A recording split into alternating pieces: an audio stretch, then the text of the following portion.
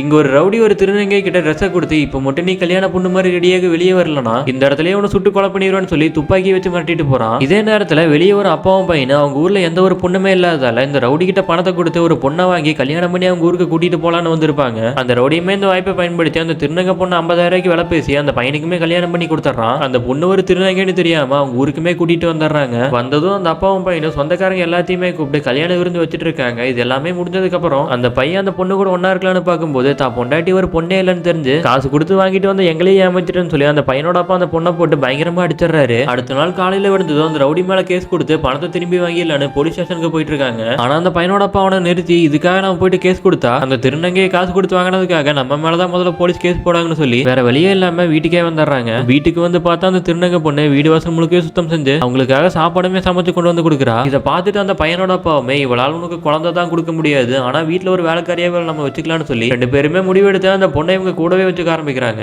ஆனா நாட்கள் போக போக இவனுக்குமே அந்த பொண்ணு மேல ஒரு இன்ட்ரெஸ்ட் வந்து ரெண்டு பேருமே இப்ப காதலிக்கவும் ஆரம்பிச்சிடுறாங்க.